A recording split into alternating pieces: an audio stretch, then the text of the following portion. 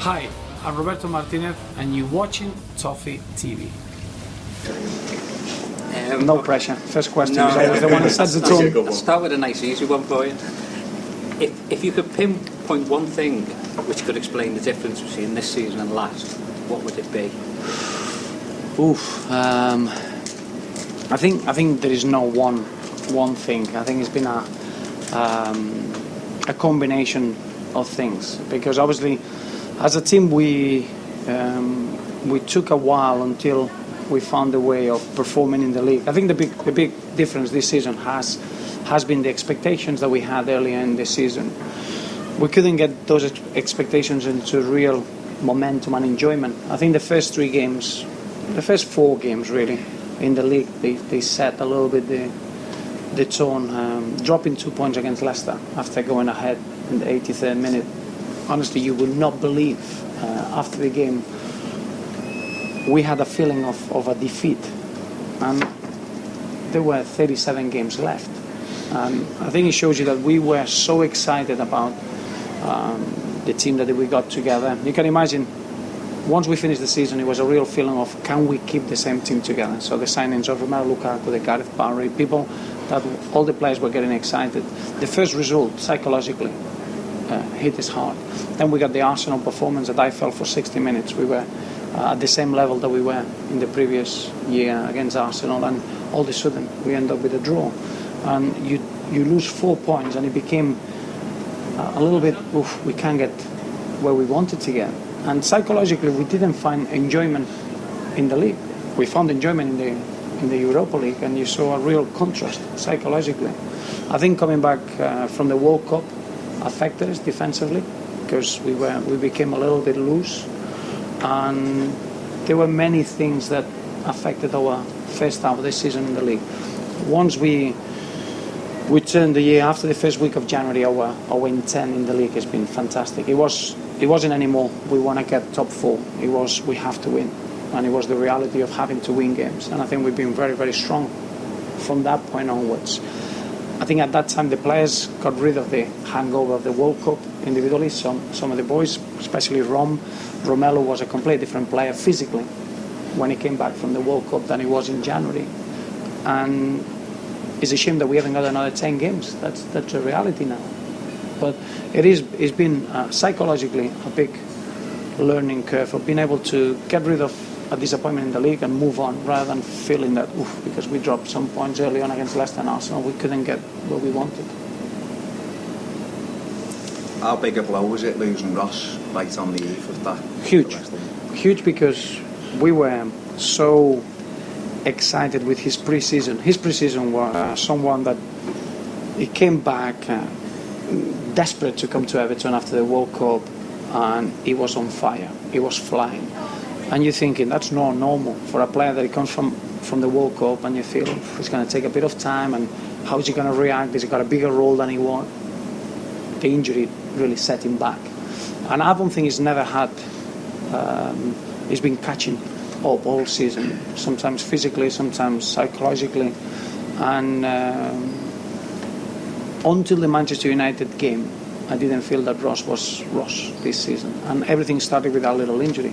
Now, if you ask him, he's the first one to tell you that he's learned so much this season, just in coping with the outside, coping with expectations, coping with what the people think of Ross. And I just think that we got an incredible footballer for the future, incredible. But it's been one of the tough periods that he had to go through. I do think when he went to play for England last time, it was a real, psychologically give him a real boost. He came back like he just settled his business, and he was like free.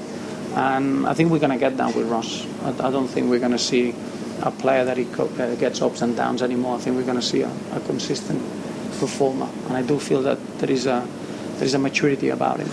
And even now, obviously, he's not going to go with the under-21s. He's going to be involved with the senior squad for England. He's going to have a proper break after that. I think we're going to get a completely refreshed Ross next season. Going back to the start of the season, we seem to run out of steam quite easily at the end of games. Would you agree that fitness was a major problem for us at the beginning of the season? And if you would agree, Yeah. what are you going to do differently in the summer to change that for the start of next season? I think there are two parts of that question. One is I do feel that we went as fit as we could have been, but I don't think we could have done anything else. I think when you got the World Cup and you're assembling the squad back together, you got two decisions. One, getting players as quick as you can, and then you're supposed to be okay, but then when you get in January, February, March, there's a big dip in form, and if you want to follow all the top players that they've been in the World Cup, that they got rushed back into pre-season, that's what happened. Or you're a little bit more individual and allow them to have a bit of a break, and then you get a build-up season, and they finish the season really strong. And I think that's what we had. I don't think physically we were as good as we could because of the World Cup, but I don't think it was I think the last 10 minutes of the games was more of that, again, desire of wanting to win, and all of a sudden we had something to lose. And in a game that you think we should be getting the 3 points easily against Arsenal, all of a sudden you're 2-0 up, easy, 2-1. Anything that it was going around our goal ended up in the back of the net, and it was the psychological aspect that I think we've improved massively in the last 12 games. But it's a combination of the two. This season we got 5 weeks pre-season. It's a very specific period of work. Everyone will be together. Maybe we'll miss only John Stones, because if they get into the final with the championship on the 21s, then it's going to arrive a little bit. We got a very good a week work here, and we're going to Singapore. We got the 2 games there. Then coming back, we got a good period here, and then we're going to Scotland, and then we got the 2nd of August. We're going to have the game at Goodison, and that's the last game before we start the season in the 8th of August. So it's a quite exciting, condensed pre-season. In terms of the game program, we got different surprises or different games prepared, but we can't really confirm anything until we know where we are in the Fair Play, because the Fair Play League, we will be involved on the 2nd, on the 9th if you progress, is 16th, 23rd if you progress, 30th, and then the 2 around the start of the season. So a lot of games, isn't it, the Europa League, yeah, to get there through the Fair Play. Would you prefer not to have that? No, if I'm honest with you, I think it would be great as a football club to use that. And the first 3 games, obviously, because the 2nd and the 9th and the 16th were in Singapore, so it makes no sense for us to play the first team and then missing the third. So we will be on the 21s and players that they need games from the first team and have a bit of a mixture, but a team that needs to be capable of competing in those games. But I would love the opportunity of trying to use that route. I don't know why I heard people saying, "Oh, it's embarrassing of getting."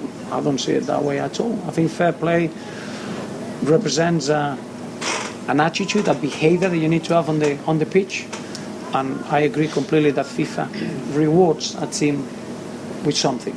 Here is like starting with the early rounds to go into the Europa League. We would embrace that, and I don't know if we got a chance or not, but if that's the case, we'll embrace it. How difficult is it juggling the Europa League with the Premier League and other competitions? That's the question of the season, really. I think the straight answer that looking back is that if you are used to coping with that every season, it becomes a mentality that you're ready for it. When it comes as a brand new, it shocks you, and you need to cope with.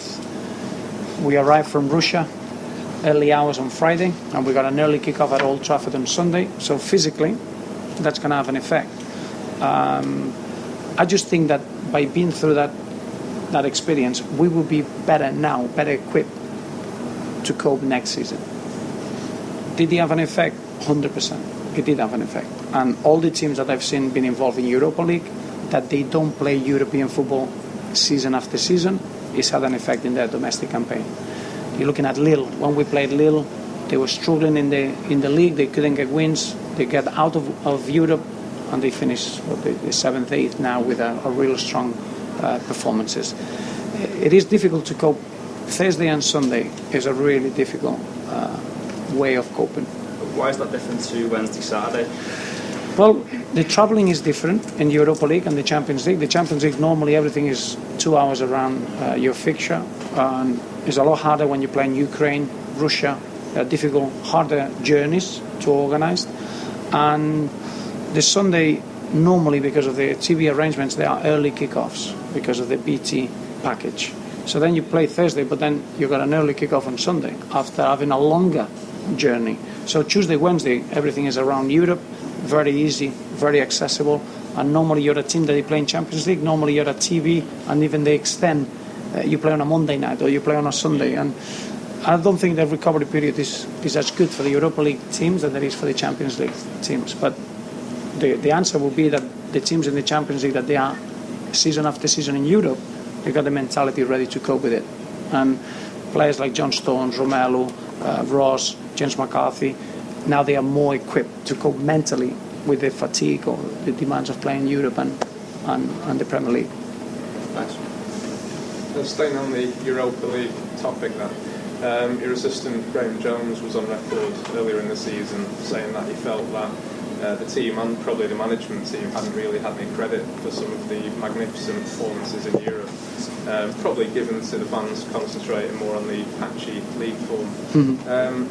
Given the significant improvement now European performances compared to our last two ventures, say, how frustrating is that for you that some of the progress that we've made in terms of the style and the game management has been overlooked somewhat because of the league struggles?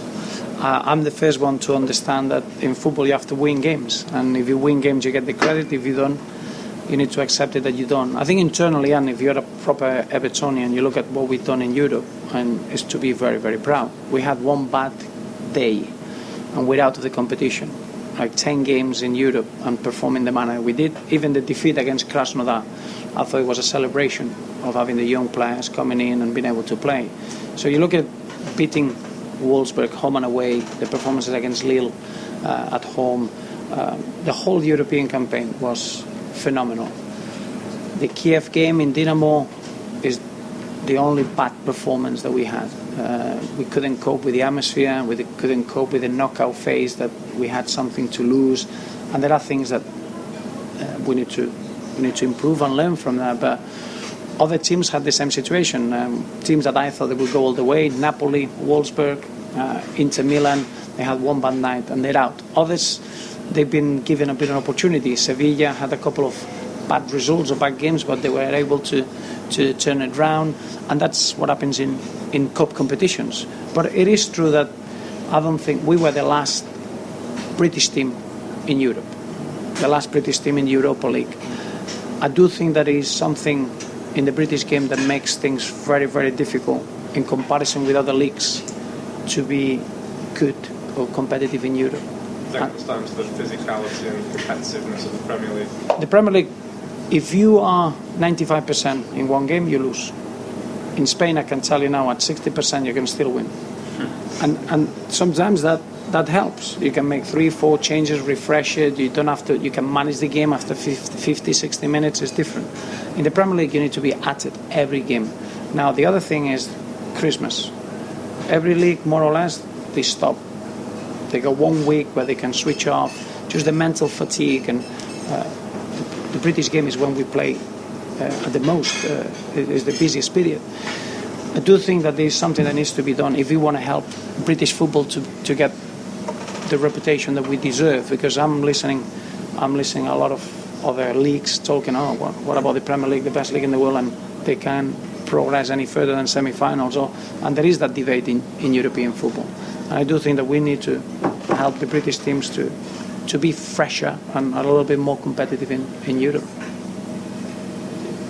Do you think in the early part of the season the team failed to cope with opposition's tactics against Goodison Park, especially the high lines, pressing up against the centre-backs, pushing up on Galloway, trying to catch them early in possession? Again, I think we are a team that we are very flexible. I know that from the outside people will tell you that we're predictable and we're easy to play against. I think it's the opposite. If we are something is that we are quite flexible and we can do things in a different way. I quite enjoy when teams want to press us high up and they want to stop Gareth Barry, because that opens spaces and you stretch in teams. It is true that this season we had a big tactical problem which has been not having replacement for Leon Osman and Steven Pienaar. Any team has got a certain type of player where you can replace him. Steven Pienaar is not there. Leon Osman can do a similar job. Now, missing those two players for us, teams that they would stop us in the wide areas and stop in the fullbacks and open the spaces in between lines, we couldn't take advantage because we were missing that player. So I would answer that yes, we couldn't cope with that because we had some players missing. We missed Steven Pienaar for 20 games in the league and Leon for a long spell. So it's not that we couldn't take advantage of the tactics of the position, it's that at that time we were missing a profile of player that it was very important for that. Is that one of the main frustrations? Because at the start of the season especially, I mean, the left-hand side seems to be major problems. Steven Pienaar missing, as you said. Yeah. Stephen Naismith going in the time, Ross Barkley going in the time, and no one could seem to do that job. Still, Leon Osman's gone on later on the season and done really, really well. Yes, yeah, and remember that when you got something that is special and it works, sometimes you take it for granted, and the combination of Leighton Baines and Steven Pienaar is something that we took for granted, how good they are and how off the cuff and the understanding and the chemistry. Not long ago, Stevie P comes on against Swansea and you realise what we've been missing. Now, there's nobody else that can get that relationship. Leon Osman, because he's such an experienced footballer, that he'll try to get it and try to do it, and it's been a big difference. But probably that's what we need recruitment-wise going forward, is to have someone else that he can give you that. And that's a number 10, that playmaker. His name's Nolito, by the way. Yeah, well, it's different, you know. Nolito, I like Nolito. Obviously, you normally like players that score a hat trick against you, but he's a bit more. He's higher up the pitch. His final third is a bit someone that he brings that final ball or finds a chance to score. I think we're missing more someone that can get deep as Gareth Barry and James McCarthy, but get into the box as well, have a real effect in the final pass and scoring goals. But a good playmaker. And that's a role that we need to find. And we've got a very, very exciting young player that they will be that in the system. But we need to give him a couple of years. I was going to say, there's a kid at Real Madrid, Welsh lad, who doesn't look like well, yeah, he's all right on the left. I heard he's had some problems.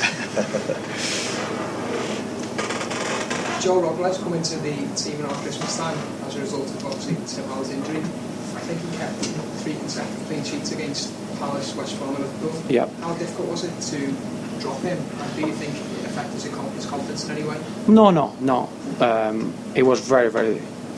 That was probably the hardest decision in the campaign, because you see, I know Joel Robles for a long time now, and I didn't see Joel showing what he could do playing for Everton until those 3 games. So then you see him that he's getting used to it, and I think playing in goals for Everton is not an easy task, and I think you need to fulfill that role before you can really perform. And I think Joel last season was a really demanding period. But the reality is that in goal you cannot have that situation where they're thinking, if I made the mistake, someone else will take my place. The number one is to have the confidence, because the goalkeeper is the last man, and you're going to get moments that things are not bouncing your way and you could be unfortunate, so you want positive people. So Tim Howard is our number 1 and Joel is our number 2 until that changes. And at that moment, what I was very, very pleased is that Joel showed to all the fans what he can do. And I think after those first 3 clean sheets, we saw the Joel that I feel he can be. So I thought he earned credit. I think he made his position a lot stronger. So I don't think he lost the confidence. It's the opposite. He gave him a bigger appetite to push Tim till the end. But I think you cannot underestimate what we got in Tim Howard. I know that people can get tired of seeing the same face. That happens at Real Madrid. Now all of a sudden Iker Casillas has been a bad player, after winning everything. And Tim Howard, you cannot underestimate what he brings to the side, and the level that he's performed this season, in the second half of the season, has been very, very impressive. Of course, that there are certain players that, for a reason, when they make a mistake, it gets highlighted, and others, it gets pushed aside. But I'm very, very happy to have Tim Howard and Joel go into the next season, because I feel that both now are capable of being themselves in goal, and I think Joel the first season found it difficult and he had to adapt. I know you said in January that you were still looking to strengthen the goalkeeping position. Is that still the case, or are you No. settled now with the two? That was just before the 3 clean sheets. I think Joel read the statement and he said, I better do something about it. But The West Ham game was outstanding as well. he was. Yeah, I thought his best performance was Crystal Palace away, just for the pure fact that the way they play, they test you as a goalkeeper, put balls in the box. And the Liverpool performance I enjoyed because it didn't look like he was playing in a derby. It was more playing in a game. And that, he's only 23, as a goalkeeper, you need to have that presence. The 3 clean sheets were very, very different. One away from home, one against West Brom that they had nothing to do, only that action that you need to be perfect against in the derby, because controlling the event. I thought it was a great period to show what Joel can do. I just want to go back to, you more or less said that you wouldn't for a player. I'd be quite happy if you paid 28 million on this playmaker. Right. Because I think... We haven't got 28 million now. You'll have to give me another two years to make a bit of a... Is that right? Unless Robert has got it there. I'll get some statement there. I'm gutted now. I was just going to say, because basically we started with the same team last season. Lukaku and Barry. Barry was on 3, Lukaku was 20 million. Yes. So it wasn't a great deal. Paid out. No, I take your point. If you're going to go for a player, yes, you need to get a top class player for us to go pick them. Yeah, I agree. No, I think no. Remember, I will tell you now. I think we got the core. What excites me about next season is not the players that they can come in. The players that can come in are the ones that they need to give it that extra bit and make us better. The excitement is with what we got. Players like John Stones, Ross Barkley, Romelu Lukaku, Seamus Coleman, James McCarthy. Now you're looking at the experienced ones with Leon Osman, Phil Jagielka, Leighton Baines. There is a really strong group of players that is there. Finances, we don't have to look at the finances in order to be a good side. We need to be very precise in what we want to bring in and attract the right player that we need and the right personality. We'll bring the players that we need with the mentality that we need at our football club. It's not about finances, it's not about money. If we need to bring a player that's got a specific price tag to work, it wouldn't fit in. It's very, very specific. I'm delighted with the young players that we have at the club, and it's making sure that we need to bring a centre half, we need to bring a playmaker, number 10. We need to bring a wide player, maybe another player that could increase the numbers in the squad, but with the level to perform. So, can you just go back on that then? And again, I'm not being naive enough to think I'm going to tell you what to do, but just in my thoughts this time about that, maybe Galloway going to go. I'm a bit concerned that you just said you could bring 4 players and those 3 go. Will be number 3 coming? No, I don't think we need the numbers that we had last season. I don't think being out of Europe, we can reduce the squad in 2 numbers. And we've been working now for 2 years with a group of players from the age of 18 to 22 that I feel next season they're going to be ready. And I want to give these players an opportunity. I'm not saying that we're relying on these players to win games, but I would rather have as a 5th centre half a young man like Tyus Browning that I know is ready to perform and come in, rather than bringing just another name. But in terms of numbers, we're going to be fine with an extra 4 players. It's more making sure that we don't lose any of the performance that we had this season.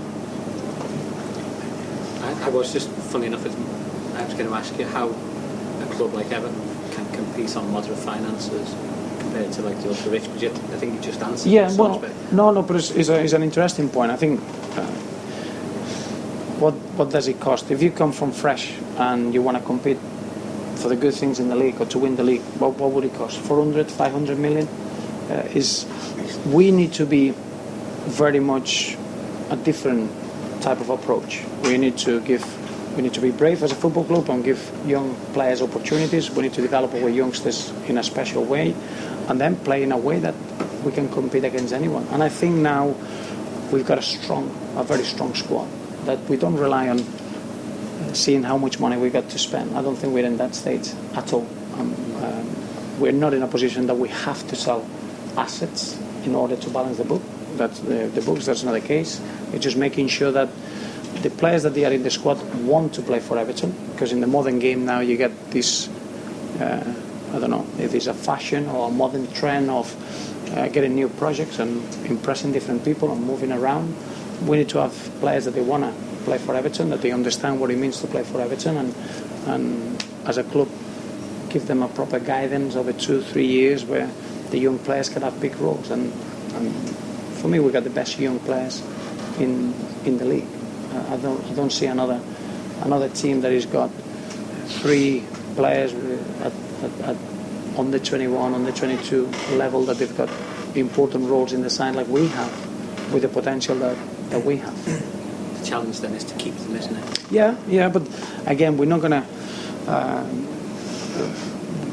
fight something that if the player doesn't want to play for your team, you don't want them. I think as a football club we are creating a very good pool of young players that will give opportunities, and the same way it becomes a lot. I felt that it's very easy to attract players to play for Everton. Anytime that you speak about our football club and the way that we are, when you speak with foreign players, they know us and they will be delighted to join us. So I don't see that as a problem. I'm very, very excited with the group of players that we have. I think obviously Phil Jagielka's won the Player of the Year award, and I think it was a well-deserved award, and is an incredible captain for the next 4 or 5 years, however long he can last. We're in very, very safe hands, and we got the perfect experience that they can guide the youngsters, and that's a balance that you need to have in the dressing room. You can't go too young. I think we got the backbone of experienced players that can guide that youth. Just with recruitment, no centre forward in your list of what we need. So do you think that are you expecting more from Aruna Kone this year, or do you see Chris Long being able to step up? Well, why not? I think Chris has done well while he's been out on loan, but obviously he's only played a couple of full games, so I think it's too early. Chris will have a very specific program as well before he's going to do the pre-season with the first team, and then we'll take it from there. And the truth is, I feel that Aruna Kone deserves the opportunity to show what he can do. He hasn't shown what he can do. He had such a horrendous injury. I've seen many players retiring out of that. Luis Enrique, the manager at Barcelona, took nearly over 2 years to get over that same injury, and it was a smaller piece that he came off his cartilage. Aruna Kone showed a couple of good moments, good flashes, and you've never seen him being able to have the next step, and that's match fitness. So I'm sure that after a good pre-season we'll all see what Aruna Kone can do. If we can have Aruna Kone fully fit, Rom fully fit and desperate to progress, we still got a couple of players in the squad that can play that number 9 role, but I wouldn't bring anyone else for the sake of it in that position. Did you see any way that, because it worked quite well this year when we used it against Newcastle, and yes, QPR with the 2 of them playing in front? Because I think with Romelu sometimes he's much better with someone alongside him. He's more dangerous. You can imagine that you get every team now double marks Romelu, so is a way to open space to someone else. You need to be careful. Remember that playing with 2 strikers, it works in very specific games. In others, you can leave yourself a little bit exposed and a little bit open. But we got the opportunity to use it when we feel we need it. And I agree with you. I thought the Newcastle game was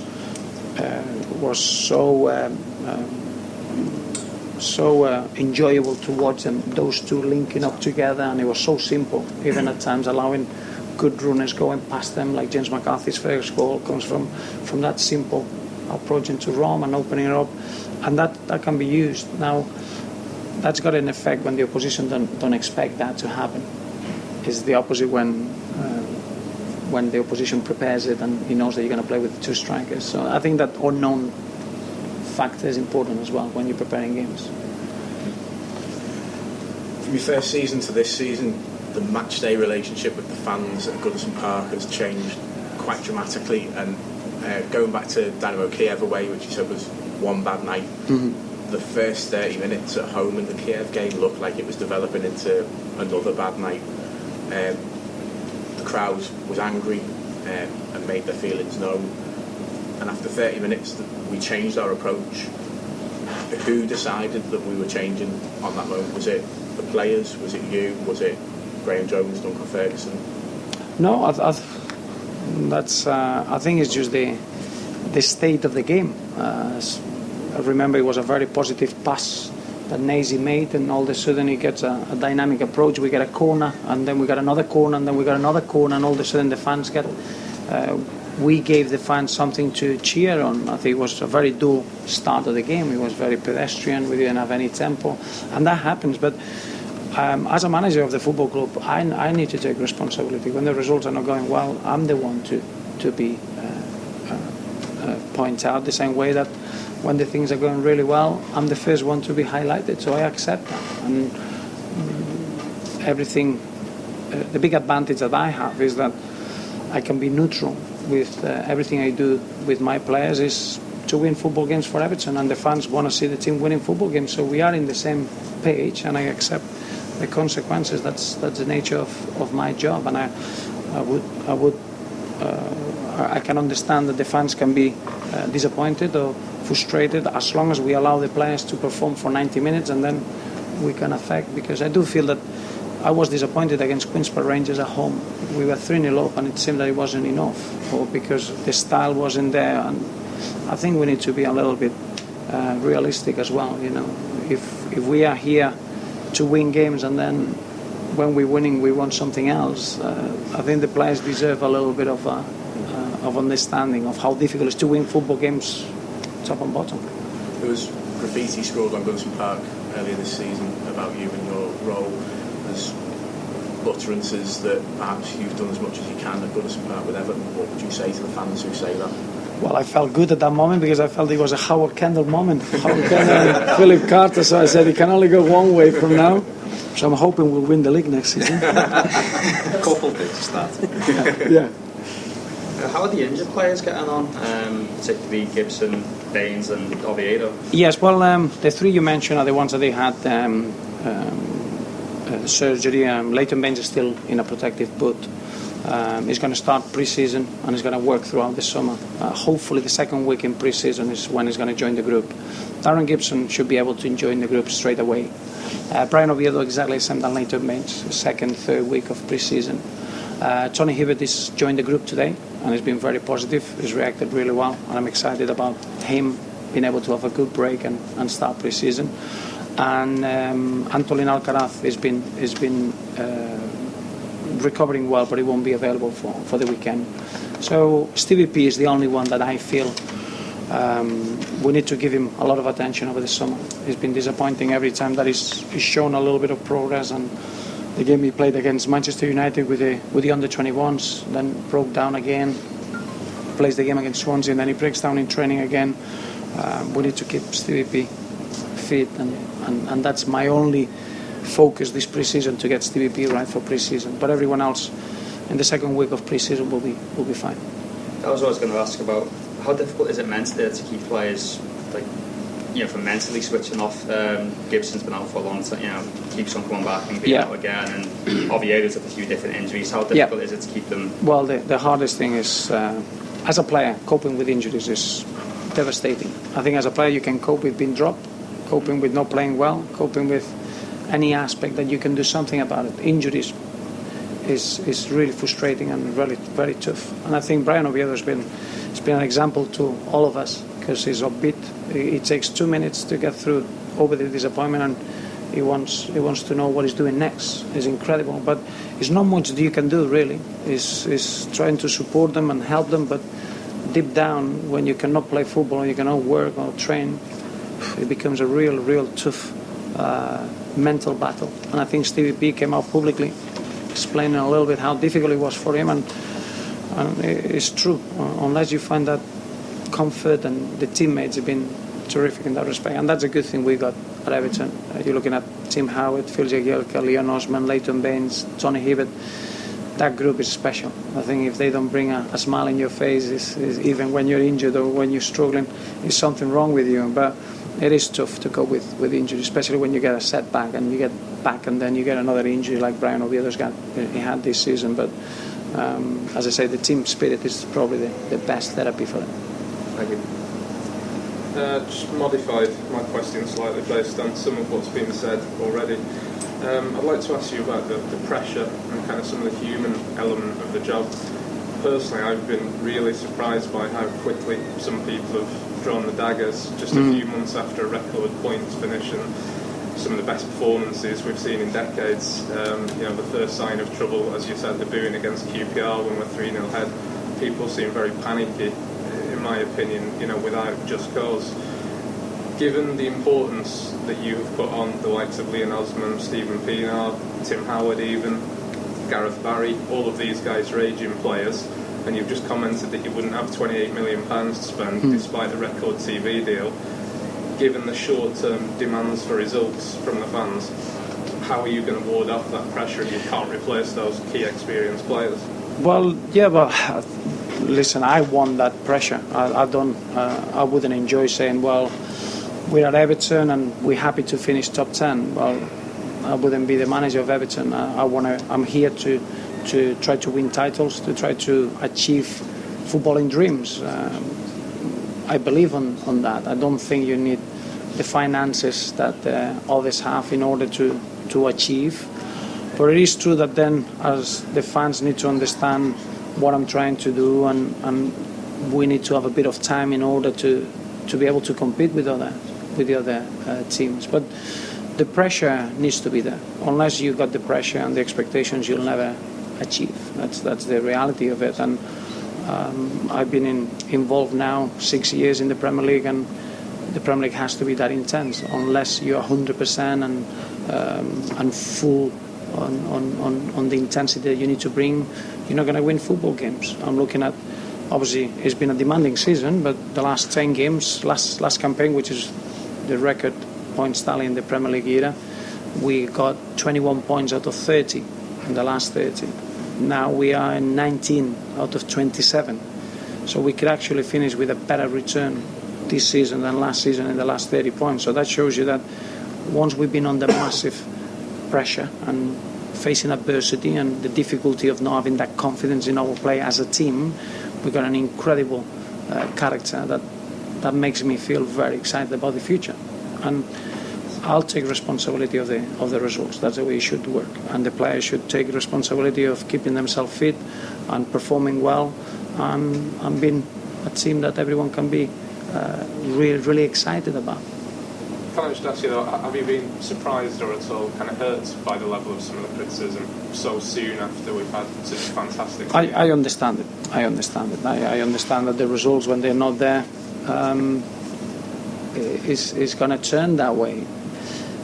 Deep down you get a little bit disappointed because you feel, well, I think we are a special football club that we're going to be sticking together and we're going to get through the adversity together, and that's going to help us to grow and achieve something special. And then you don't want to, it's like in a family, you don't want to see people diverting and getting doubts because it's going to cost the team results. But I accept it because I understand how the game works, and it's my job then to bring the belief back to the fans and give them enough signs to see that the team will perform and we are clear in what we want to do and it'll be successful. But it is a shame. It's like you want to be together and you want to get that support and understanding when the things are not going well. You don't need too much understanding or support when the things are going fantastically well, but that's what you get in football. There's been lots of frustration amongst the fans this season about the Garbage situation. Obviously, we don't know how it's going to end, and some fans as well are regarding Kevin Morales. Do you think moving forward the club has got to maybe look at these players with a couple of years left on their contract and say it's either sign or go and manage that situation a little bit better? Because obviously we're losing an under-21 players could effectively go for nothing, and then you could lose someone like Kevin Morales for a fee less than he's actually worth. No, Kevin he's got 2 years contract. Obviously we got an option on the club, so Kevin is not a problem. we all know Kevin Mirallas is an outstanding footballer, and we would love to keep him for as long as we can, but he needs to be the one to make that decision. As I said before, we need players that they want to play for Everton, and they're desperate to do anything they can to win football games for Everton. The situation with Luke Garbutt is something that, as a young player, we need to keep as many young players as we can and give them the development to allow them to become footballers. Now, when you do that, you're working in a pool of 16, 17, 18 players. You cannot keep these players on 4, 5, 6 years contract because it's impossible. It needs to be shorter contracts, and everything is performance related, and you need to develop a relationship where the player sees, okay, I'm in the right place, I'm developing, let me enjoy my football. Luke Garbutt is in a situation where, for me, he's been a real successful story, because in the last 2 years we set a program from him going out on loan to Colchester, coming back, working with the first team, then start giving him some games in the cup, and then working again, and then give him his Premier League debut, working in Europe, and he's played now 10 games for the first team with a real successful return. We would love to have Luke Garbutt for the longer period, and we offered a good contract. Now the player has got the right to decide if staying at Everton is going to be his wish. Maybe he's looking around. We got the full England international as a left back, and another international as Brian Oviedo, and maybe he feels that's gonna stop his playing time. Obviously, as I made very clear, I've got real belief that Luke is still young, and will make sure that he doesn't miss that playing time in one way or another. But that's the modern game, is for the young players to make the right decisions, and I think we've shown that we've got a real good conveyor belt of talent, and we've got youngsters already underneath trying to take that place if Luke doesn't want to take it. So as a football club, we've done everything we should have done. I think we acted with class in the way that we allowed the player to make a decision, but we always wanted to keep Luke Garbutt, and I think we showed in the last 2 years that we cared about his development, and he's fulfilled his potential extremely well. You mentioned earlier, obviously, the issues you've had on the left. Did it ever come into your thinking that maybe you could put Luke Garbutt in front of Leighton Baines? Not really. No, I think both can play in the same team, like we did at Newcastle. I do think that the experience of Leighton can allow him to play in different situations. I think Luke Garbutt can play in forward positions as well, as he did when he was at Colchester. It is not necessarily one or the other. I do think that it's important that you get the right balance, and it's not just those two, it's the players around them. But I don't see the balance of the squad being wrong by having Luke Garbutt and Leighton Baines. I don't see it that way. Let's just nick my questions to ask it at a different point. Right. Brendan Galloway coming at West Ham last Saturday, performed very well. What's your decision to give him his debut influenced in any way by the uncertainties surrounding Luke Garbutt's future? A little bit, yeah. And that he may not be here next season, so it'd be worth giving him a shot, given that he will be here. Yeah. A little bit is a bit of that. I think a player that I didn't feel Luke seems that he needs a bit of time to think and make his decision. I don't think that that's right for us then to put him in a position that he has to perform to win in the next 2 games. And it's a good opportunity for a young man like Brendan Galloway that has had a terrific 10 months with the under-21s, and we brought with a high steam and signing for MK Dons always was the plan of giving him an opportunity in the first team. Probably he's progressed a little bit quicker than I expected. Brendan is an exciting player just because of his character. Forget about the football ability. He's someone that nothing phases him. He's got an incredible demeanour about himself. I wanted to protect him a little bit at the weekend. I didn't tell him that he was going to play. If I could have just left it until 2 minutes to 3, I would have done that. But even then, I don't think that would have phased him. I just think that Brendan is an athlete, a very good defender, that he can get forward. He's a different type than Luke Garbutt as well, and I think Brendan's abilities suited more the game against West Ham rather than Luke Garbutt. That's the truth from a football point of view. I do think Brendan will play the next 30-40 games as a left back, but probably after that he's someone that he can easily play as a left-sided centre half. And is a young player that he needs opportunities, and I felt that it was the perfect moment to do that at this stage of the season, and how well he's done. Can I also just ask about Gerard Galifeo as well? Obviously he had a really successful loan spell last season. He's had a few injuries and he's not really performed probably as much as he would like at Sevilla. Would he be someone that you'd be interested in bringing back with a loan deal? Because obviously the fans really took him. Yes. Aware of his ability. I was very aware. I think I will always remember an image. I don't know what game it was. One of the later games that Gerard played for Everton, that he got the ball in front of Gladys Street, and the whole stand just stood up and just thinking something's going to happen here. And I think that's the type of player that he is. When he gets on the ball, you're thinking he could do something special. And I think he fitted really well in our football club. So he's always someone that you got found memories, and you appreciate his talent. I think his position with Barcelona, I don't know what it is now, but it's, as you know, they got a ban. They cannot sign any players, and I don't know if that's something that they're going to entertain. I'm sure that in the summer we'll find out a bit more, because, as you say, he went to Sevilla, and second half of the season has been very disappointing. But Gerard I felt that he was a special character and a special fit, and the talent that he had is what you want to pay money in your ticket, because it brings that magic and goal scoring threat. So he's an interesting player for us at all times, but obviously I don't think he's realistic at the moment. I agree.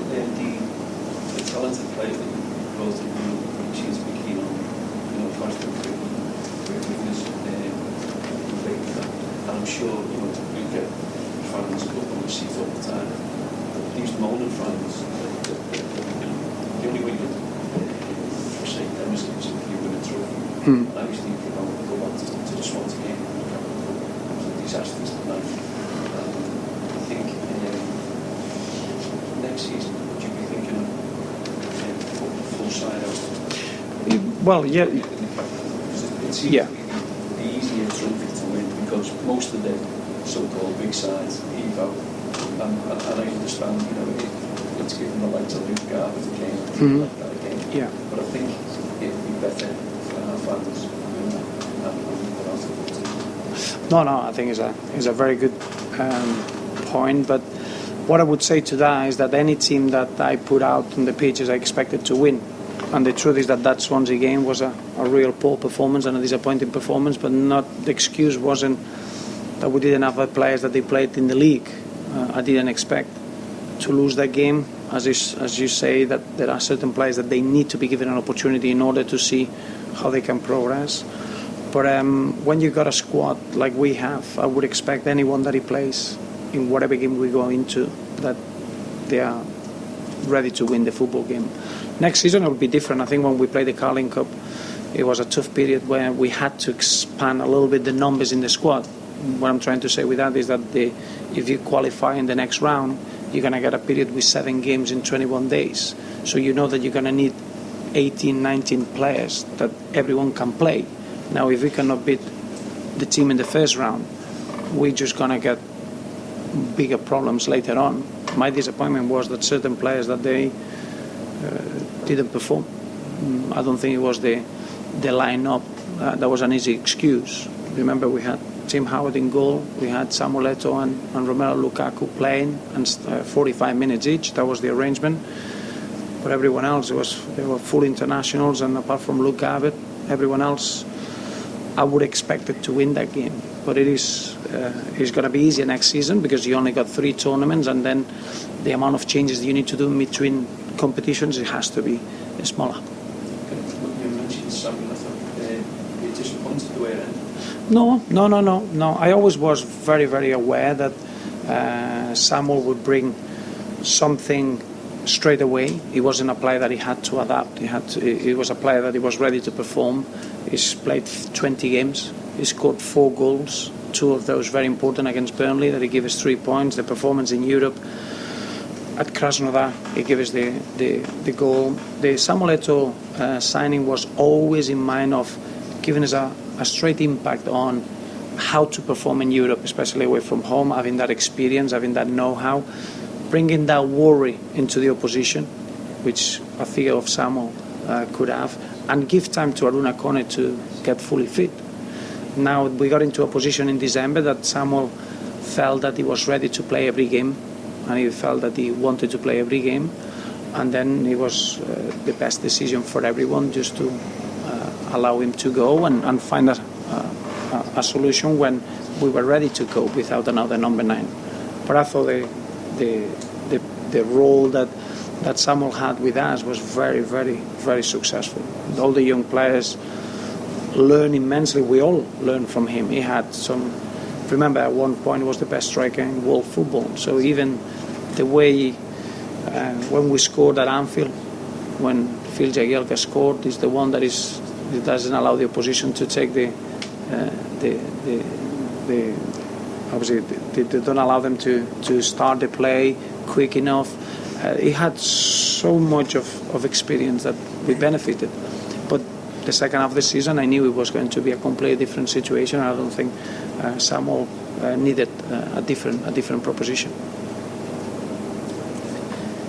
Looking forward a little bit, if you can, to the end of the 17-18 season, which would be like 5 years. Right. What would brilliant? That's the question. That's supportive. Fun. Tell me. What would success look like? And looking back. Well, what a question! You look like a fantastic question. You end up with a difficult question. No, I think we need to go step by step. What I'm very excited is how well the squad that we're putting together can perform next season. You're looking at the young players that we have, and the way that we've been playing through the difficulties of this season. I'm really getting excited about next campaign, and I think we need to analyse it in that way. I could easily say that we need to get into big games because those knockout stages. I was so excited about the Europa League this season. I felt we were one of the strongest teams in the competition, and then all of a sudden we had a little bit of a slip. And we were out of the tournament. So sometimes in cup competitions you rely on the look of the day, the look of the draw. But overall, all we want to be is a consistent team that can compete against anyone. I think the performance against Manchester United this season showed everyone that we got the mentality to cope with whatever opposition we faced, and that would be success for me if we can compete consistently with those standards. I think from a fan's point of view, we're a bit more sort of.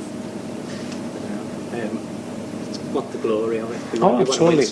We're working towards glory, but it would be wrong for me to say just winning a title, because then I'll have to retire the day after. What we want to do is just to build a special team that everyone can be extremely proud and see where that takes us. But it's not going to be easy, and we need to be supportive of each other. That's for sure. I watched the documentary the other night, The Class of '92, Manchester United. Yes. Yeah. And given the way that finance more or less dominates the top flight, certainly in this country, if not most countries, is that kind of the ideal, the model? I know it's highly unlikely you're going to get 6 or 7 players like United got, years ago, given the nature of football. But is that got to be the kind of ethos behind the football club, to try and bring 3 or 4 of our young players through to perform the same? We've kind of got it with John Stones, yes, Barkley, and we've got everyone homegrown. Is that? Yeah, I think what that gives you is the proof that it can be done. That you can build a successful team. I'm not saying just in the country, a successful team in Europe, doing it that way.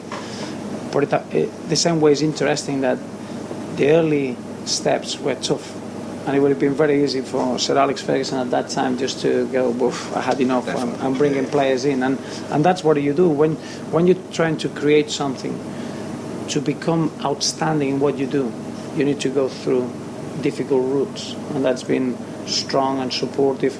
I do feel that the quality that we got with the young players now, compared to the class of '92, I don't know who I would choose individually. You look at John Stones, Ross Barkley, Romelu Lukaku at a young age, James McCarthy, Seamus Coleman, that I always consider as a young player because he started a lot later. Is exciting talent there, really exciting. Now, I think it will depend on us as a football club. How much are we going to support these players, or are we going to demand Ross Barkley to win us the league next season? That sometimes we can be a little bit like that. And I think that proves that it can be done.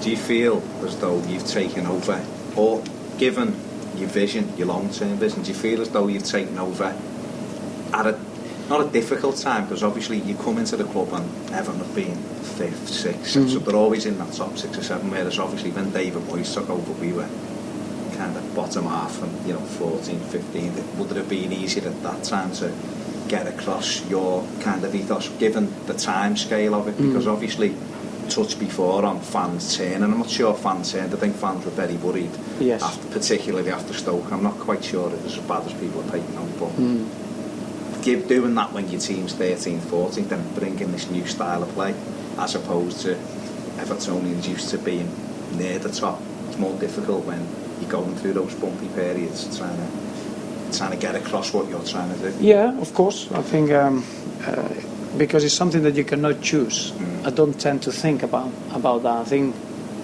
the way I look at it is that I was very fortunate to take to of a solid structure that I could straight away influence. And I think for us to get 72 points in the first season, I think it shows that. But in the same way, we had the most important players in the goal scoring thread, which at that time was Marwan Fellaini, Niki Jelavic, players that to change that so quickly like we did. I was so pleased that we brought the goal scoring thread was completely different, a lot younger, and of course you need tweaks along the way, but I just feel that we wanted European football and we had it, and that's cost us in another way, but I think we've made progress even further. But I don't think you can pick and choose when you're taking a team or when you're taking a football club. The patience. Of course, a lot easier when you're taking it in a desperation way. But I do think that people, maybe the fans, never really thought that we really needed to make big changes. As I said, to lose the main goal scorer and the biggest threat in front of goal and have it to turn around in a week. That was a big challenge, but because it works, it seems that everything was in place and it was done. I think the changes were big, and now we need to carry on progressing. First season here, we had Romelu Lukaku, Gareth Barry, Joe Deulofeu on loan, who were all incredibly successful. This season we've had Christian Atsu, who's not really been the big success we all hoped he would be. Is that because clubs were more wary of loaning to us in the summer than last summer? No, I wouldn't say that. I think Christian has been a really a real shame, because the boy is a 10 in terms of the way he trains, the way he conducts himself, the way he works. I do think that he's been he needed a bit of a transitional period coming from a league like the Dutch league and the physicality and getting used to it. Then he had to go with the African Nations squad, and obviously he was player of the tournament. And every time that he showed a little bit of flashes, he hasn't been able to follow it through. Against Leicester, I felt he had the best impact when he came on, and then he picked up a bit of an illness and was out for 2 weeks.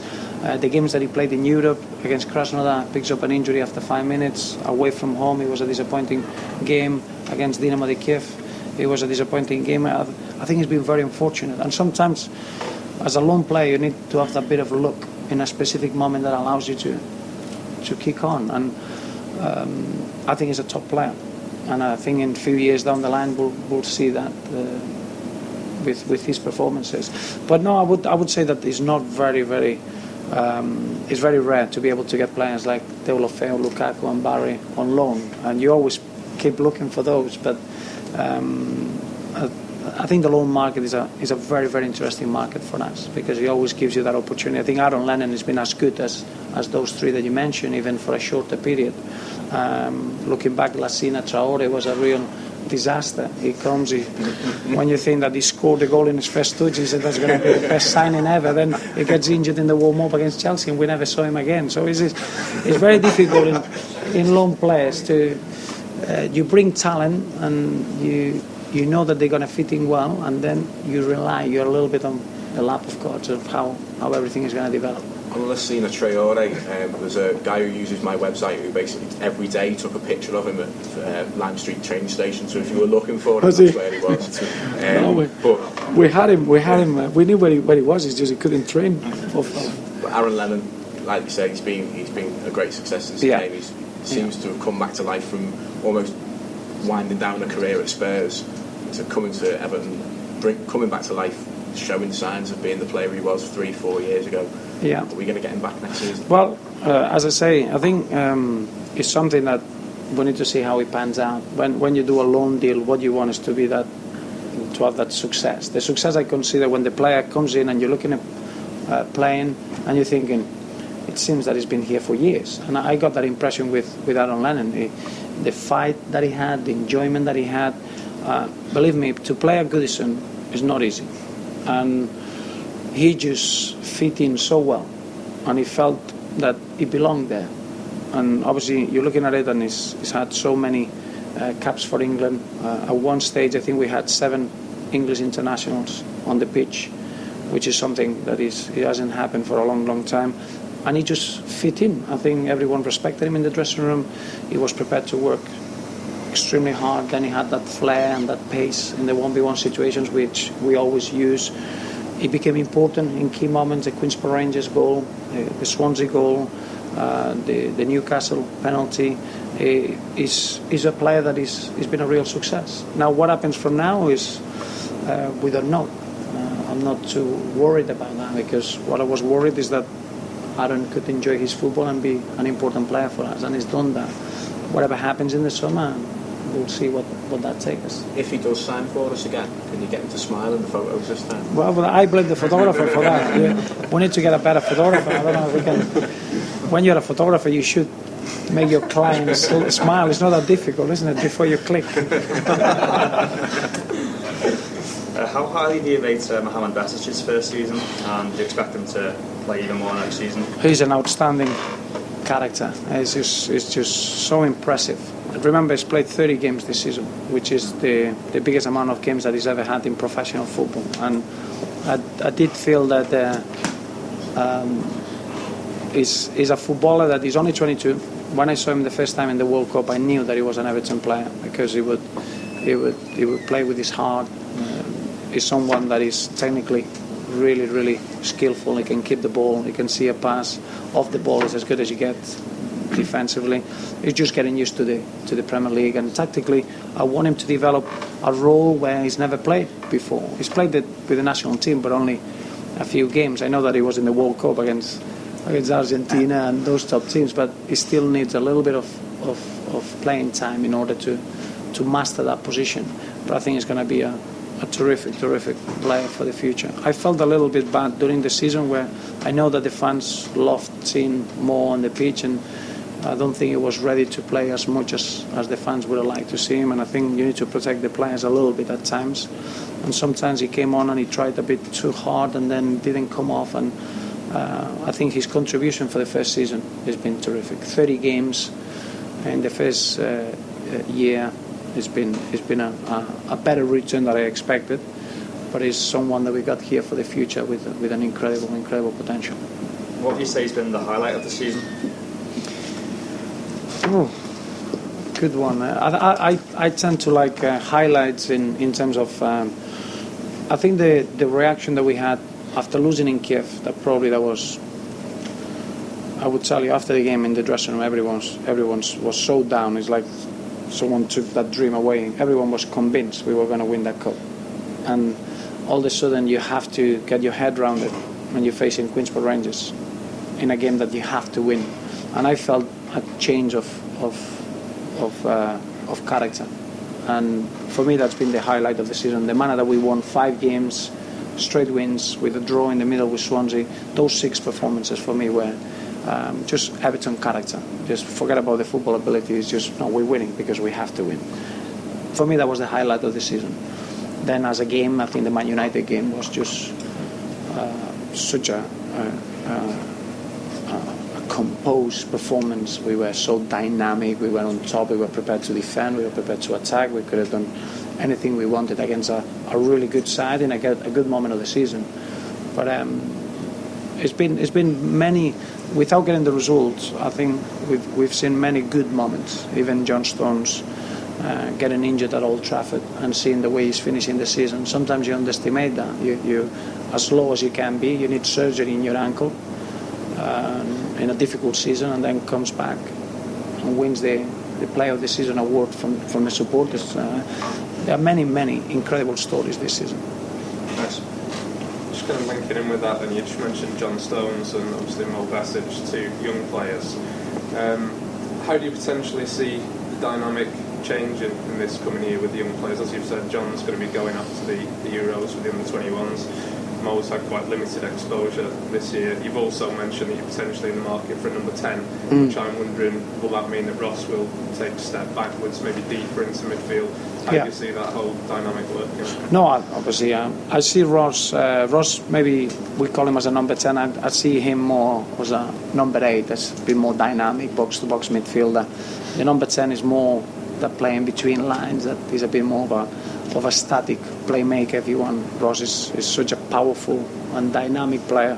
I just feel that I'm always happy to give youngsters an opportunity, but allow football to make the decision. I think we've seen a situation this season with Sylvain Distin that he started the season, and at the end, competition is end up with John Stones and Phil Jagielka creating a really strong partnership. Well, I see the future going in the same manner, that you need to play in merits, and we need to make the strongest squads that we can and allow young players and old players to fight for positions. And I think that's the only way that we can become something out of the unknown. I always feel that the young players bring you that unknown quantity.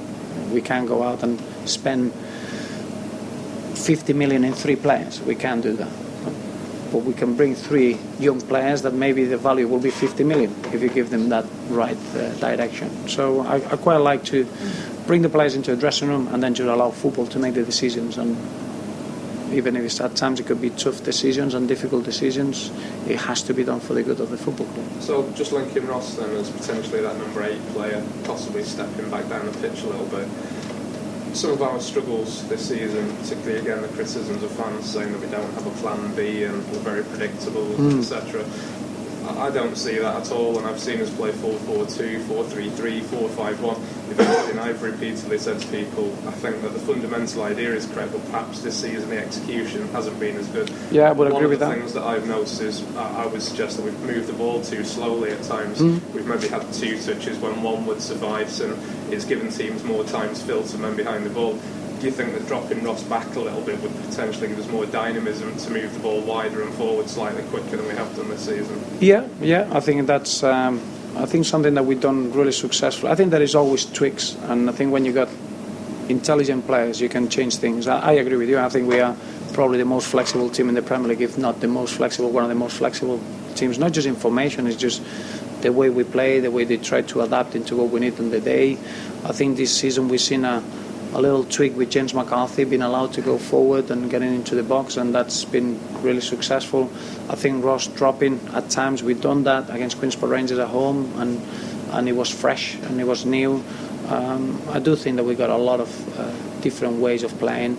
I agree with you at times. I do feel that the opposition have given us a real footballing compliment. At times they've been very well organised and defensive minded. West Brom was perhaps the best example. Yeah, but even other teams that that in better positions in the league, and they are concerned about us, and is sometimes something that you can see that probably we could take advantage and play forward and get in between lines, but when you're on the pitch, it takes a bit of time, and it's changing the chip and being able to see those passes. But that will come. I've got no worries about that. The idea of our style has to be that we are a team that we want to be on the ball.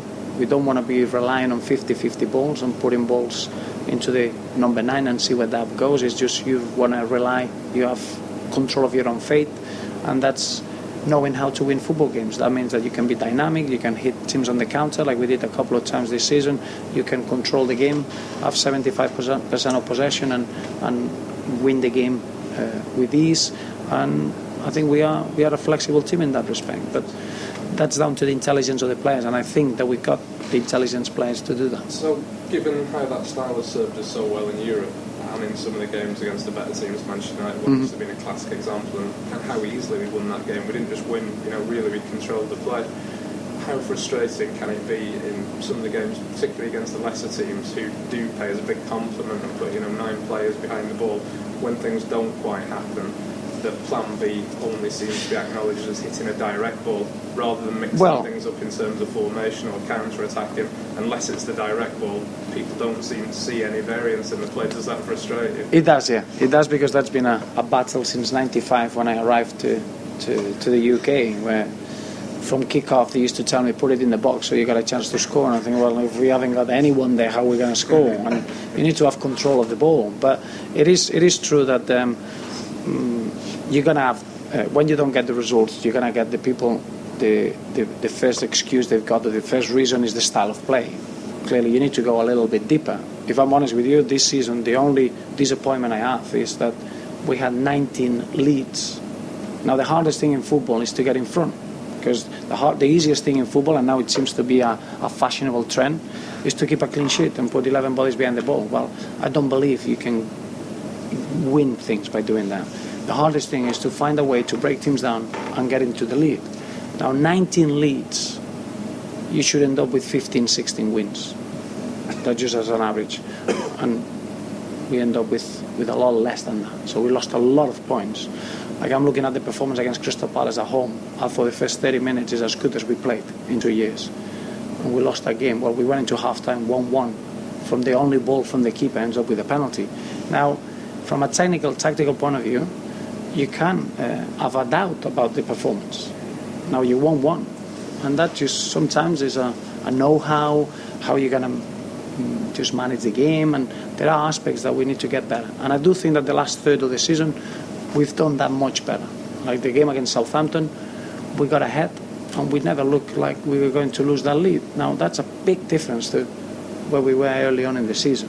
And that's where you get that plan B and plan C. It's like knowing how to be better as a team on managing leads. And we've been incredible of getting in front in games. Well, that's the hardest thing. Because if you haven't got the talent as a team, you don't get in front unless you rely on a set piece, on a dead ball situation. Obviously, with a lot of games comes a lot of team rotation, and I think a lot of fans have been frustrated this season because it hasn't been necessarily consistent at times. And I'll just give you a couple of examples. After Wolfsburg, Lugard played, and then on the Sunday against Spurs, Leighton Baines come in. He didn't look 100% fit to, obviously, to the supporters' eye. The same with Howard came back after Robles' clean sheet. But then on the flip side, in Kiev, Antoine Alcaraz stayed in the team and John Stones was on the bench. How do you look at that? Because from a fan's point of view, that's quite frustrating when you don't see that level of consistency either way. Well, consistency, no, the consistency is there. The only thing is the advantage is that I see the players train, I see the players, the way they work. Antoine Alcaraz played against Dynamo de Kiev because for me was man of the match against Newcastle at home. I know that for whatever reason there is a campaign against Antolin because he comes from Wigan, because he's Paraguayan, because I don't know. And if he plays well, he's supposed to play well. If he plays bad, it's his fault why the team lost. I'm a bit more neutral than that. And John Stones at that time, he had a period as a young man that you go through that he got sent off against young boys, and he had a couple of difficult moments, and he had an injury as well. He was ill, and then he was coming back. He didn't train enough to be thrown into a game of that magnitude. There is always, when you make a decision, it's not because you're just flicking a coin and you're trying to see how we can please the fans. Remember, there's a lot more work, and nowadays the data that we have, we can see fatigue, we can see moments of form, and that helps. But more than anything, it's just trying to get a team on the pitch that it can beat the opposition. That's top and bottom. And this season, and nowadays, the squad needs to be reliable enough to pick any formation, any team or any player in terms of being able to perform. But that happens. Well, I throw Gareth Barry into that one as well, because a lot of fans think he's got some money, to be honest, at times this season. He looked at times like he was not struggling, but there just wasn't anyone else to fill his position. Is that the way you look? Yeah, no, I think there are specific roles on the pitch, and as I say, like Leon Osman and Stevie P, they are very specific players that I don't think we got anyone else after Leon and Stevie P.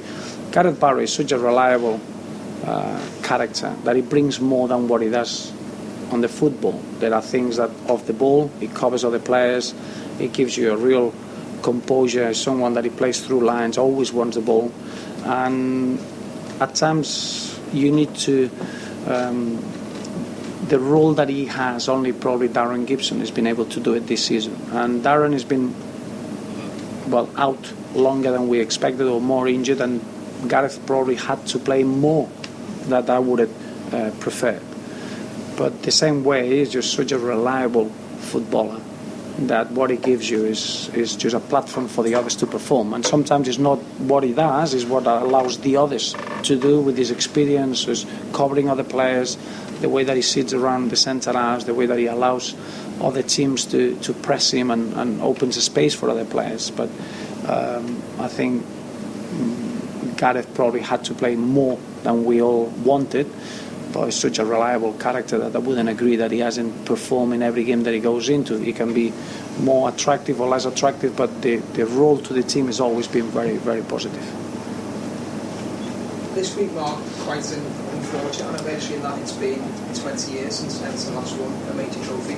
Obviously, it goes out saying that for a club of Everton's size and stature, one of the biggest clubs in British football, that's not good enough. From your point of view, obviously we go out in every competition want to win it. Next season, will you be placing more emphasis in terms of your mindset on the players on really going for the domestic cups, like Steve said before? Will there be more focus on really delivering that trophy next year, such a really unfortunate drought for a club of this size? Yeah, no, I agree with you completely. I think what it shows you is how difficult to win titles. And I think when you start the season, you got 6 or 7 clubs with just the focus of spending as much as they can or they are allowed to in order to win trophies. So it's not an easy task, but I do feel that we, as Everton, we should be a team that is considered to win a title. Every competition next season is an opportunity to do well, and that's the way we're going to look at it. But it's just I don't like to look at last season that we didn't try to win every game we went into. But it is true that next season the squad is going to be smaller because you got only 3 domestic competitions, and we should be strong enough to cope with what the games are in terms of being as strong as we can in every game. But it is true that even though it's not easy to win titles, I think we're getting into a position that we all should be looking to try to stop to finish that period. You made an interesting point before, which resonated with me quite a lot personally, when you said that you almost felt like the dream of being taken away when we went out of the Europa League. I think, from my point of view, a lot of people I know, we genuinely believe that we were going to go deep into that competition. Yeah. Maybe all go all the way. How badly did that affect the players in terms of their mindset? Because obviously you've got the likes of Phil Jagielka, Leon Osman, Stephen Pienaar, they've been here for a long time. Yeah. And although they've been really good players for us, they will want to be remembered for winning the trophy for Everton. So how did that affect the whole squad morale? Well, it was a sobering moment in the same way. We were chasing the dream of winning the Europa League. We felt capable of winning the competition. As I say, it was a bad night in Kiev, but even then, when we scored, I always felt, even though we've been very poor for 20 minutes, we can still get through. And it wasn't our night. It wasn't to be. But after the game, it felt a little bit okay. It's time to stop chasing dreams here. It's time to face reality. And as strange as it sounds, it was, we have to win games. Forget about wanting to finish top 4. Forget about doing something special in Europe. We have to beat Queen's Park Rangers, and we have to get points on the board. It was a sobering moment. That I'm not saying that is a positive or negative. It's a reality that it showed the maturity of the dressing room, rather than feeling what's going to happen if we don't get the 3 points against Queen's Park Rangers, a bit creating doubts. It wasn't the case. I was always very assured of what we had in the dressing room. I've seen it. I've been involved in many seasons where you have to be perfect to get every point. I knew we were ready to go into a room and get the points that we could achieve. But it was a sobering moment. One, as disappointing it was to be in Kiev. Would you say that was your biggest regret this season, that we didn't have the opportunity to go deep into the competition? competition, Yeah. really test ourselves against some of the top teams. Well, I felt... Even though it's classed as a secondary tournament, there are obviously still top teams in the Europa League and the latter stages, as you know. I think it was a great tournament. Looking back, the experiences we had in France and Russia and Germany and even when we went to Bern against young boys, it was incredible footballing events. I think we were very unlucky as well. I don't think we deserved to be out of the competition. I did feel that against Dynamo Kiev at Goodison, we conceded from a soft set piece, and then we just absolutely camped in their half, and we won the game deservedly. The second leg was something that nobody could expect. Well, maybe that's what we need to learn from. That away goal was killing, that they had someone to cling on to in that they knew. No, really, no. Well, yes, If it was 3-1, do you think it would have been a different tie? Yes, yeah, 100%. I think we wanted to play the game normally, and we wanted to win the tie, but I felt at times we were a little bit in crossroads, or wanted to keep a clean sheet, or just wanted to. We were a little bit in between, and then they just scored. Two of the goals were just incredible. If they play another 1,000 games, they'll never. And Túnez is a player that I followed a lot, and I don't think he'll ever score another goal from that distance. Yeah, but overall, I think as fans, from my point of view, I was confident we go through when Lukaku scored. You just think of yourself, we can just get in at half time where we're at. We conceded. Extend the tide, so what think we'd be okay? We conceded 2 goals.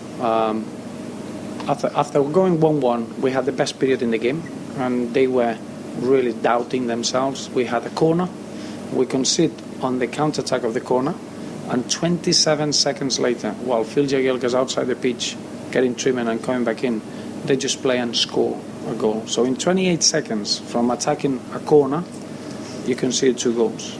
So it's one of those games that will never happen again.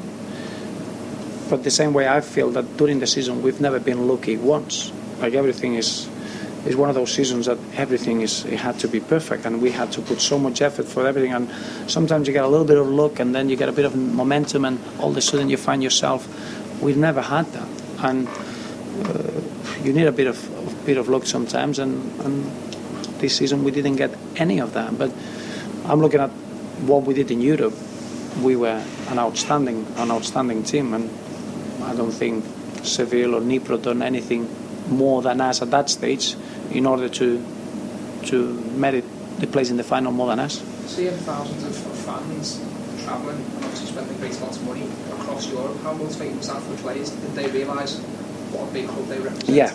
Yeah, incredible. I think obviously you always got Tony Hewitt and Leon Osman telling you just wait until you get there, and the Lille game and all that, and you'll see the square in Lille. It'll never be the same after these, and until you see it and experiment it, you don't realise how unique the away following is in our club. But it's that feeling when you're coming out on the pitch and you see that and you feel proud. It's like you're looking around and say, yeah, we're Everton, and the players feel that way as well. And the new players coming in, they just feel, oof, that's because you haven't experienced it before.